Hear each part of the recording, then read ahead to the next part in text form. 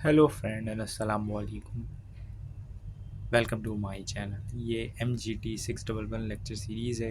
Lecture 36 से लेकर 40 तक कवर करेंगे मेन पॉइंट्स को। आइए स्टार्ट करते हैं आज की वीडियो को।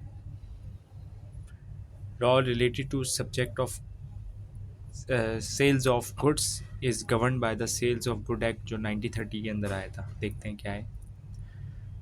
एक्ट अप्लाई किस पे होता है? पहली बात है मूवेबल प्रॉपर्टी। मूवेबल प्रॉपर्टी यानी कि मतलब जो एक जगह, अब जैसे मकान पे अप्लाई नहीं होता है ये ज़हन में रखें, क्योंकि मकान जो है वो या प्लॉट जो है वो इमूवेबल प्रॉपर्टी है। ठीक है। और इसके अंदर क्या क्या आ सकता है? एक्शनेबल क्लेम्स मनी है, ऑल दो मूवेबल है item but not subject to be, यानी कि बेशक के मनी यानी कि मतलब पैसा जो है वो मूवेबल है, लेकिन कानून ने साफ बता दिया कि ये भी इसके अंदर नहीं आ सकता, एक्सक्लूड है। Goods actionable claims has been defined in the transfer of property act के अंदर जो बताया 1882 के अंदर, उसके अंदर इस चीज़ को एक्सप्लेन किया गया है।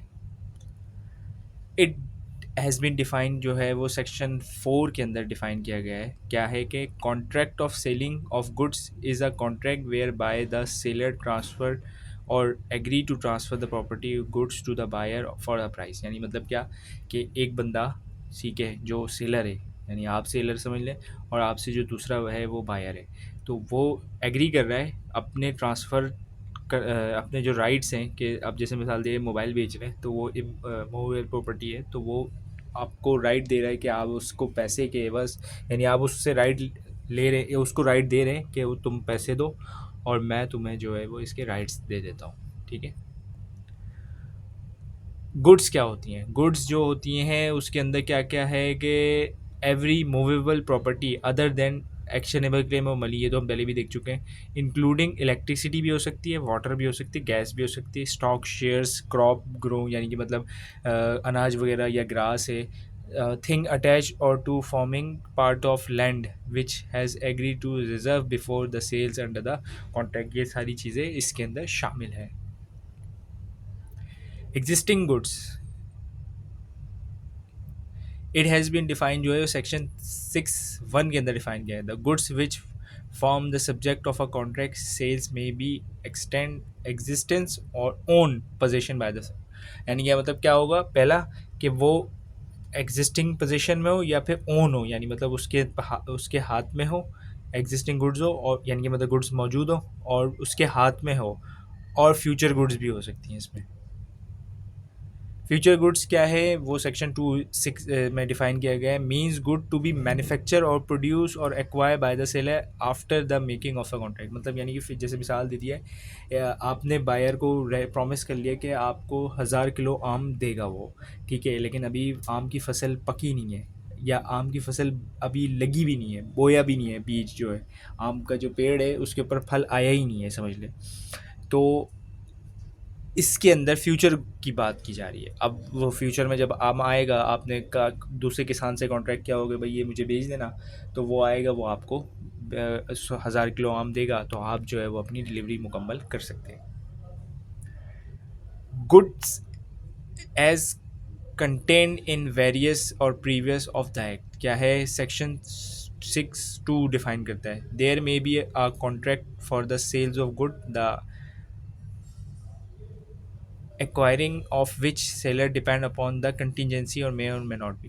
अच्छा, कंटीजेंसी की बात की जा रही है, मतलब कंडीशन है इसके अंदर, ठीक है, कि अगर ये हो या ये ना हो, तो कंटीजेंसी की बात की जा रही है। सेल्स क्या है? Contract of sales of property in a goods is transfer from buyer to seller. Contract is a sale but where transfer of property in the goods is take place at the future time or subject some condition there for. अच्छा भाई, इसके अंदर ये की जा रही है कि भाई जो, यानी कि मतलब आपने कॉन्ट्रैक्ट किया, ठीक है, सेल्स प्रॉपर्टी का, उसके अंदर ट्रांसफ़र किया for the sellers to the buyer, ठीक है, the contract is called sale, यानी मतलब आप सेलर है, सेलर ने आप बायर को ट्रांसफ़र कर दी प्रॉपर्टी, जो भी प्रॉपर्टी थी, चाहे मोबाइल था या अपना सब्जियां थी, कोई भी चीज़ थी वो ट्रांसफ़र कर दी, ठीक है। But when the transfer of the property is the good take place at future subject to be condition fulfil. अगर कोई फ्यूचर की बात की जा रही है या कोई सब्जेक्ट स्पेसिफिक की बात की जाए, तो उसके अंदर कंडीशन होगी तो वो फुलफिल होना ज़रूरी है।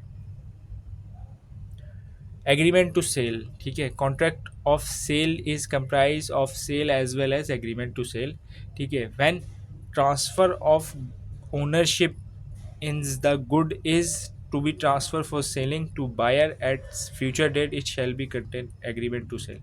एग्रीमेंट यानी कि मतलब यानी कि जो है ट्रांसफ़र हो रही है ऑनरशिप किसी फ्यूचर डेट में, मतलब आज कॉन्ट्रैक्ट कर रहे हैं 1 जुलाई को आप खड़े हैं, ठीक है, 2024 में, और आप कॉन्ट्रैक्ट कर रहे हैं सितंबर में आपको डिलीवरी मिलनी है। तो अब इसके अंदर क्या है कि फ्यूचर डेट है, तो ये क्या होगा, एग्रीमेंट टू सेल कहलाएगा। अच्छा, डिस्टिंग्विश करना है आपको किससे, सेल्स और मॉर्गेज के अंदर। सेल्स के अंदर क्या है, buyer become the absolute owner of the, यानी मतलब आपने बेचा, जो सेल यानी जो बायर है ख़रीदने वाला, वो उसका मालिक हो जाएगा। अब आप मिसाल दे दिया, उसने फ़ोन ख़रीदा आपसे 10,000 रुपये का, अब वो मोबाइल जला दे, तोड़ दे, पानी में फेंक दे, वो उसकी मर्ज़ी है, वो कुछ भी करे, या उसको यूज़ करे नॉर्मल, या वो किसी को गिफ्ट कर दे, ठीक है। Owner of the goods as whole is transfer from the seller to the buyer, यानी कि जितनी भी ओनरशिप है वो ट्रांसफ़र हो जाएगी। अब जो यानी जो सेलर है उसका कोई हक बाकी नहीं रहेगा। Consideration in the price, price जो होगी वो डिसाइड होगी, जैसे आते प्राइस के बगैर तो वो सेल होगी ही नहीं। अच्छा, मॉर्गेज के अंदर क्या होता है कि owner of the goods remains ways in the mortgagor, यानी मतलब मिसाल दे दिए, आप हैं, आप बैंक से लोन लेने जाएं, तो गाड़ी का लोन लेने जाए तो गाड़ी का लोन बैंक जो है वो मॉर्गेज करके लेगा। अगर आपकी जो क्रेडिट हिस्ट्री अच्छी नहीं है तो वो क्या बोलेगा, भाई मेरे मेरे पास कोई ऐसी चीज़ जमा करा दो, या ऐसे प्रॉपर्टी के डॉक्यूमेंट्स या गोल्ड या कोई ऐसी चीज़ दे दो जिससे मैं आपके इसको अटैच कर सकूँ, मॉर्गेज कर सकूँ, यानी मतलब रहन रखवा सकूँ, ठीक है। तो only the interest is transfer the ownership therefore subject to certain condition. अच्छा, ट्रांसफ़र जब होगा तो कोई कंडीशन होगी, consider in advance of the loan and the security of the debt, वही बात है कि सिक्योरिटी के लिए रखा जाता है, इसके अंदर ओनरशिप ट्रांसफ़र नहीं होती। कॉन्सेप्ट ऑफ प्राइस, प्राइस जो है वो डिफाइन की गई है सेक्शन 210 के अंदर। Price mean money consideration for the sales, यानी कोई भी हो सकती है, अब वो 2 रुपये हो सकती है, 2 करोड़ भी हो सकती है, तो कुछ भी हो सकता है। प्राइस जो है वो सिर्फ मनी कंसिडरेशन, यानी मतलब कुछ ना कुछ पैसा इन्वॉल्व होगा, पैसा इन्वॉल्व नहीं होगा तो फिर वो प्राइस नहीं है। Condition and warranties, contract of sales goods certain some stipulation condition regarding the various aspects such as price, mode of sale, time of payments, place of delivery, ठीक है, but the condition of warranty has specific meaning has to exclude the definition, यानी कि जो contract है sales का उसके अंदर क्या क्या चीज़ें आ सकती हैं कि एक तो पहला है किस तरीके से पेमेंट होगी, टाइम क्या होगा, डिलीवरी क्या होगी, ठीक है। लेकिन अगर कोई कंडीशन है, वारंटी है, तो स्पेसिफिक मीन्स हो जाएगी, तो has been exclude the definition of act. अब कंडीशन क्या है जो सेक्शन 12(2) में डिफाइन की गई है। कंडीशन क्या है, a condition is a stipulation essential to main purpose of contract, breach of such rise to right to treat the contract as repudious, यानी मतलब क्या कि अगर कंडीशन पूरी नहीं हुई तो कॉन्ट्रैक्ट ख़त्म भी कर सकते हैं, या कॉन्ट्रैक्ट को रीन्यू भी, यानी उसको रीविजिट भी करा जा सकता है अगर कंडीशन पूरी ना हो। वारंटी क्या है, सेक्शन 12(3) के अंदर डिफाइन किया गया है कि stipulate collector to main purpose of the contract, the breach of which arise claim for damages but not to right to reject the goods as to be, यानी कि मतलब वारंटी क्या कहलाई जाती है कि वो चीज़ के वो ये कर सकता है कि आप जैसे कोई चीज़ वारंटी में होती है, आप कोई चीज़ ख़रीद के लाए, जैसे फ्रिज ख़रीद के लाए तो वारंटी में, तो आप ये तो नहीं कह सकते कि भाई मुझे नया फ्रिज दो, वो उसको जो पार्ट, अब जैसे कंप्रेसर उड़ गया तो वो पार्ट जो है वो नया बना के दे सकता है, ठीक है, अगर ऐसी वारंटी है, या कोई और मसला आ गया, लेकिन आप उसको बिल्कुल ही कॉन्ट्रैक्ट ख़त्म नहीं कर सकते इसके अंदर। Performance of a contract of sales good, तो क्या है जो सेक्शन 31 है एक्ट का, the party to be contract of sales should also enter the following, तो इसके अंदर क्या क्या है, time of delivery of goods, यानी कि टाइम क्या होगी डिलीवरी ऑफ गुड्स की, प्लेस कहाँ होगी, एक्सेप्ट ऑफ डिलीवरी होगी, पेमेंट ऑफ प्राइस क्या क्या होगी। अब डिलीवरी क्या है कि means voluntary transfer of possession from one person to another, यानी मतलब आप अपनी चीज़ की पोजीशन यानी मोबाइल जो है वो आप ट्रांसफ़र कर रहे हैं वॉलंटरीली, ठीक है, दूसरे पर्सन को, डिलीवरी इसे कहते हैं। कैरेज क्या है? कैरेज ऑफ गुड कंसीडर यानी to from sellers to the buyers an important feature of good sale, there is different method. किसी तरीके से भी हो सकता है, अगर आप यानी ज़मीन के ज़रिए भी, अब सी के ज़रिए, और अब तो जहाज़ के ज़रिए भी दे सकते हैं, ठीक है। तो अब जैसे मिसाल दे दिया, आप लैंड में तो रेलवे या फिर ट्रक या फिर कोई गाड़ी के ज़रिए कर सकते हैं। सी तो ज़ाहिर सी बात है, आप बड़े बड़े जहाज़ में, कश्तियों में जो बड़ी बड़ी होती हैं, और फिर एरोप्लेन में कर सकते हैं, या फिर हेलीकॉप्टर के ज़रिए भी कर सकते हैं। कैरियर क्या है? Party or a person who carries the good or passenger for payment whether to land ship. वही बात है, कैरियर जो मतलब जिसके अंदर, जैसे अब अगर ट्रेन है तो ट्रेन की जो कंपनी है वो कैरियर ला रही है, या अगर पायलट है तो पायलट, यानी मतलब पायलट से मतलब यानी कि जो जहाज़ उड़ा रही है कंपनी, जो भी कंपनी जहाज़ उड़ा रही है, तो वो आ गई। लैंड के अंदर जो ट्रक वगैरह चल रहे हैं या फिर बसेस वगैरह चल रही हैं। अच्छा, इसके अंदर पैसेंजर भी है तो बसेस भी है, जैसे ट्रेन की मैंने मिसाल दी। अब ट्रेन में कार्गो होती है, मालगाड़ी जो होती है, या फिर जो नॉर्मल रेलगाड़ी जो पैसेंजर ले जाती है। अच्छा, जो law related to carrier goods जो सी गवर्न करता है बाय, वो कौन सा है? सी एक्ट 1925 जो है वो इसको गवर्न करता है। Contract to sales, contract to carry goods by sea is term as to be affreightment. तो हो सकता है जिसमें there are following party in the contract. Consignor है, ऑनर ऑफ द शिप है। अब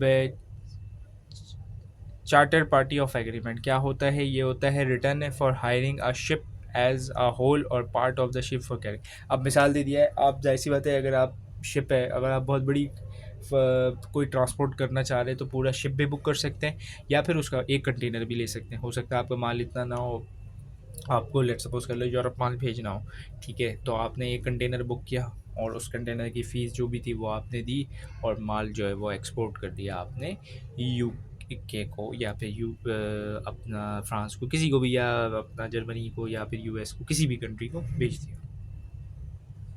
चार्टर क्या है? पर्सन हु हायर द जो है शिप इज़ कॉल्ड चार्टर। तो जो शिप को हायर कर रहा है वो पर्सन चार्टर कहलाता है। बेल ऑफ लैंडिंग क्या है? Document or title of consigned ship by the shipped by the sea, वो कहलाता है। Liability of carriage of the goods by sea तो क्या होगी? तो शिप है, own is liable by any loss occur due to the negligence. ठीक है, जो ओनर है वो लाइबल है अगर नेग्लिजेंस की वजह से, जैसे मिसाल दे दिया है कि उसने केयर नहीं की, माल जो है वो अगर समंदर में तूफ़ान आ गया तो वो तो उसकी गलती नहीं है, नेग्लिजेंस। लेकिन अगर समंदर में तूफ़ान नहीं आया लेकिन उसकी अपनी गलती की वजह से समंदर में जो है वो शिप अटक गया या फिर शिप डूब गया, तो वो उसके ऊपर होगा। Above liability is limit to the extent of the value of the goods as declare at the time of shipment. हाँ, अब ये भी है ज़रूरी कि ये नहीं होगा कि वो जैसे मिसाल दे लाख का सामान बेच रहे तो 2 लाख की लाइबिलिटी आप डाल दें, नहीं, उसके अंदर लिखा होता है कि आपने क्या सामान बेच रहे, कितनी वर्थ का है।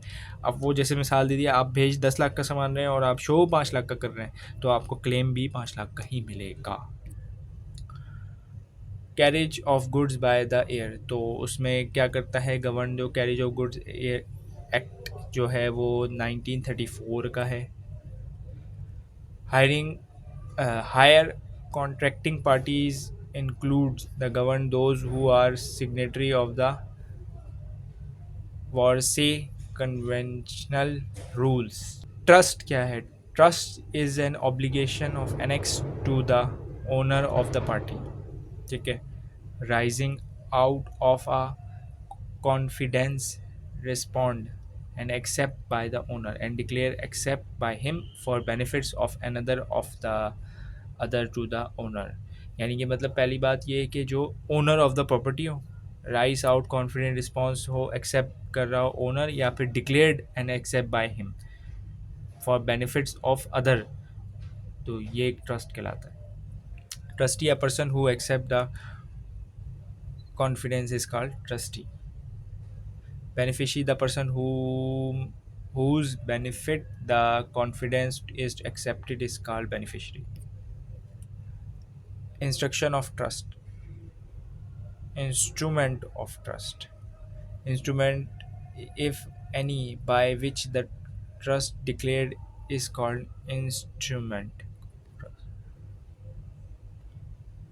Registration means registered under the law for the registration of document for the time of being forced. Liability क्या है कि ब्रीच ऑफ ट्रस्ट होगा तो trustee shall be personally liable and after his death the burden shall be fall on his state. मतलब क्या कि अगर breach of trust हुआ, ठीक है, तो जो ट्रस्टी था उस बंदे पे लाइबिलिटी आएगी। अब अगर वो बंदा मर भी गया, इंतकाल हो गया, जैसे मिसाल दे दिया है, तो उसकी जो प्रॉपर्टी है, स्टेट लिखा हुआ ना, वो लाइबल है। ठीक है, trustee liable for any interest and damage due to breach of a trust. वो डैमेज के लिए भी और इंटरेस्ट के लिए भी liable. Trustee is not liable on the account of default by his predecessor, यानी जो पहले हो गया वो उसके लिए लाइबल नहीं है।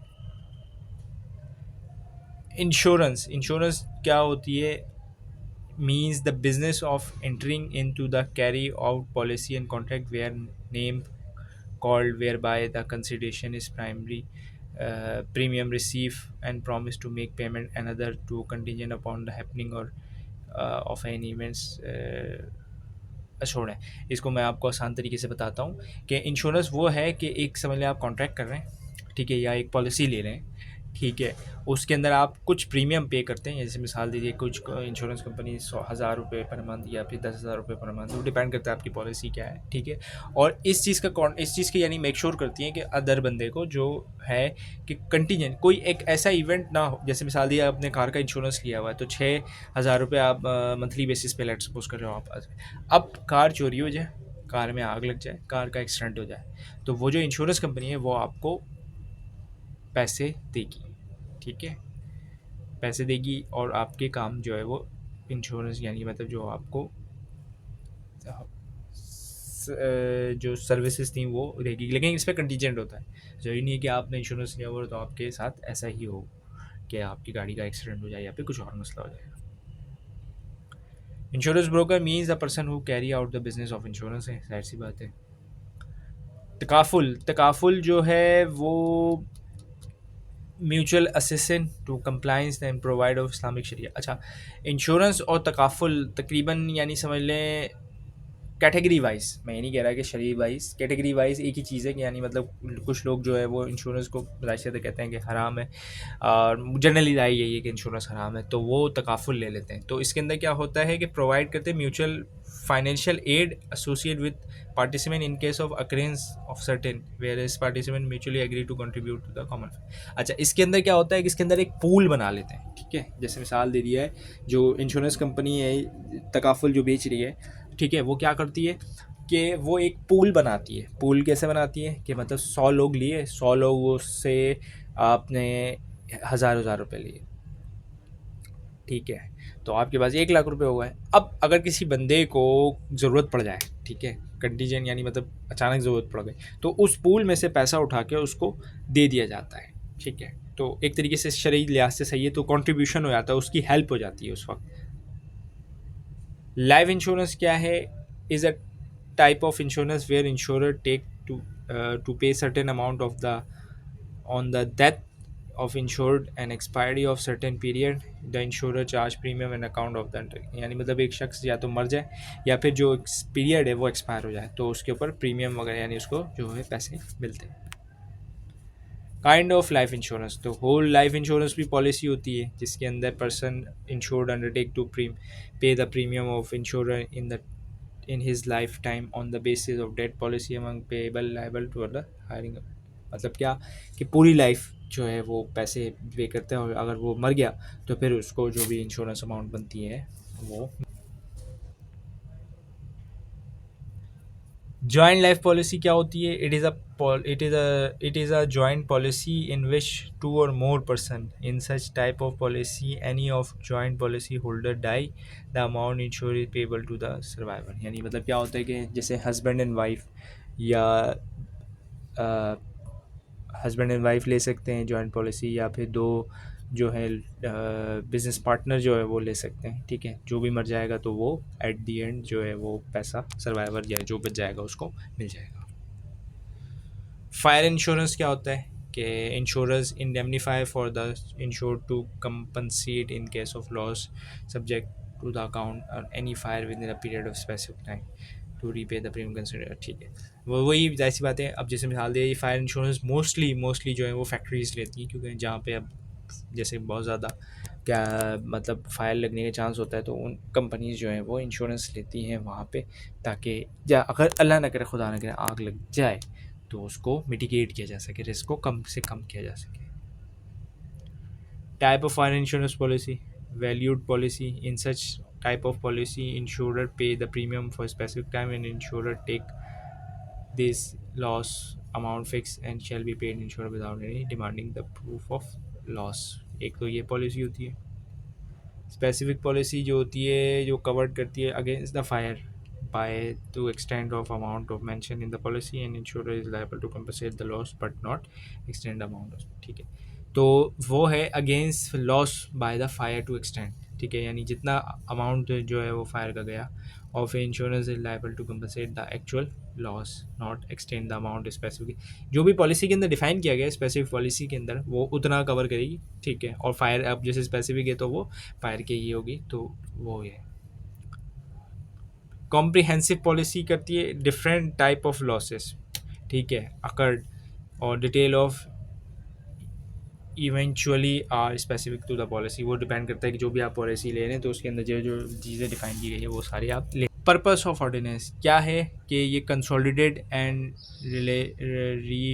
रैशनलाइज करता है बाय लॉ फॉर्मेट। क्या करता है, ट्रेड यूनियन को रेगुलेट इम्प्रूव और related between the employers and work to man to avoid settlement of any difference and dispute arise between them. यानी मतलब जाहिर सी बात है कि उसको डिस्ट्रीब्यूट जो भी यानी एम्प्लॉयर है और एम्प्लॉई के जो भी है उसको सही रखने के लिए।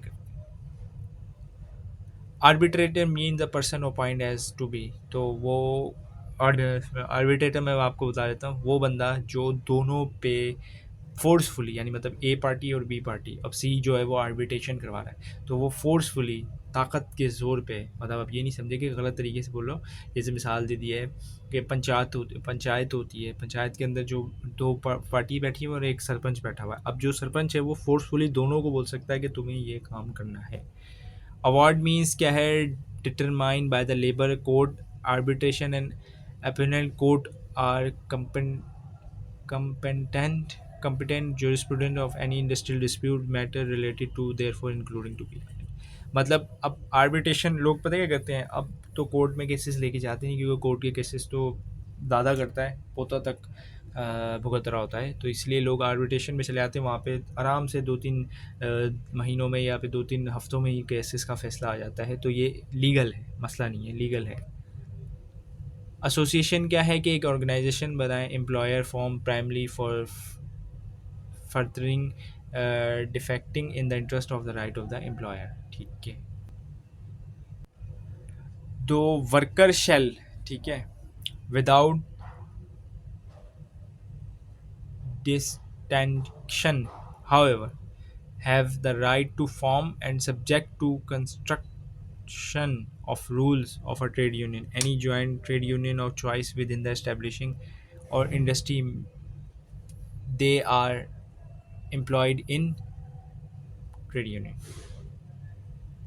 अब क्या है, provided that worker shall not entertain to be a member और वन और मोर ट्रेड यूनियन, ठीक है। पहली बात ये कि एक से ज़्यादा का वो trade union at one time, एक दफ़ा एक से ज़्यादा ट्रेड यूनियन का मेंबर नहीं बना। Further provide that joint any other trade union early member stand automatically cancel. मतलब यानी कि जैसे मिसाल दे दिए, दो ट्रेड यूनियन चल रही है तो एक वर्कर जो है वो दूसरी ट्रेड यूनियन में जाना चाह रहा है, तो अब वो जैसी दूसरी ट्रेड यूनियन में गया तो उसकी जो पुरानी ट्रेड यूनियन की मेंबरशिप है वो ऑटोमेटिकली कैंसिल कर दी जाएगी या कैंसिल समझी जाएगी। रजिस्ट्रेशन क्या होती है कि प्रोसीजर शैल बी अडॉप्ट, तो पहले क्या है, filing of an application to the registrar for the registration as per requirement of the ordinance. It has been defined as section 5 of the ordinance which is given below. तो क्या है, application of register shall be made to registered and shall be complemented by statement. इसमें क्या है, statement show करना है, name of trade union, address कहाँ होगा, head office, date of formatting trade union कब बना रहे, टाइटल क्या है, एज क्या है, नेम क्या है, एड्रेस क्या है, ऑक्यूपेशंस क्या क्या होंगे, और of the officer bearer to the union है, और फिर statement of total paid membership वगैरह।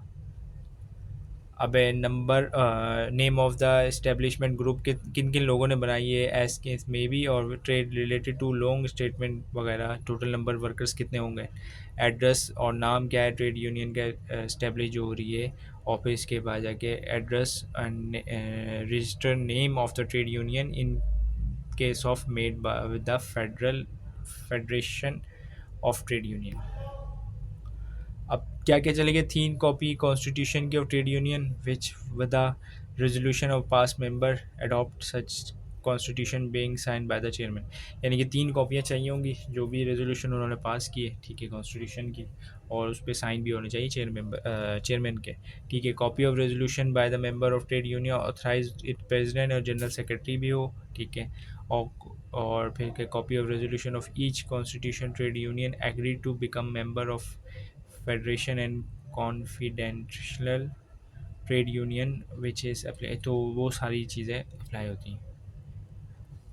रिक्वायरमेंट फॉर रजिस्ट्रेशन क्या क्या है, सेक्शन सी के अंदर बताया गया, which give the following matter are essential. A trade union shall not be entertained to register under this ordinance unless the constitution therefore provide for the following: name, address होना चाहिए, purpose for the purpose which the trade union has been formed, purpose of which general fund of the union shall be applied, और फिर क्या क्या, number of person formatting exclusive which shall not be excessive, excess prescribed limit shall not include less than 70% among the worker actually engage in the employment। अच्छा, 70% से ज़्यादा worker होने चाहिए, ठीक है। Establishing or establish industry trade union. Condition क्या है कि member shall entitle to any benefit assurance of the constitution of trade union which में फाइन और फॉर्टीट्यूड में बी इम्पोज, और फिर मेंटेन वगैरह करेंगे लिस्ट जो भी ट्रेड यूनियन की है, और इंस्पेक्शन वगैरह करेंगे, और manner in which the constitution shall be amend to the void. अब क्या है, without prejudice to the provision of the subsection, a trade union जो है of a workman shall not be entertained to registration under the ordinance unless all the members workmen actually engage and employed in the establishing or industry which the trade union is connected, ठीक है। अब क्या है, where दो or more registered trade union is established, the group of establishment industry which the trade union is connected, unless it has it member not less than one fourth of the total employment in such establish group. अच्छा, अगर ये चले, मैं छोड़ ये सब चीज़ों को छोड़े, मैं आपको बताता हूँ, अगर एक और दो या दो से ज़्यादा, ठीक है, अगर एक कंपनी में ट्रेड यूनियंस बन रही हैं तो उसकी लाजमी शर्त है कि वन फोर्थ से ज़्यादा, यानी कि मतलब उससे उससे कम मेंबर नहीं हो सकते टोटल एम्प्लॉयड के। मतलब 100 लोग हैं तो 25 लोग आपके पास होने चाहिए, ठीक है। अब disqualification for being an officer bearer of a trade union, तो क्या है, सेक्शन 7 के अंदर डिफाइन की गई है, अ person who is convicted of account of criminal offence, यानी कि किसी भी क्राइम के अंदर पकड़ा जाता है, जिसके अंदर थे चोरी हो सकती है, फिज़िकल असॉल्ट हो सकता है, और मर्डर हो सकता है, या अटैम्प्ट टू मर्डर हो सकता है, shall be disqualified for being elected as a member or office bearer. मैं उम्मीद करता हूँ ये वीडियो हेल्प करेगी आपकी एग्जामिनेशन प्रिपरेशन में। Thank you for watching this video and अल्लाह हाफिज़।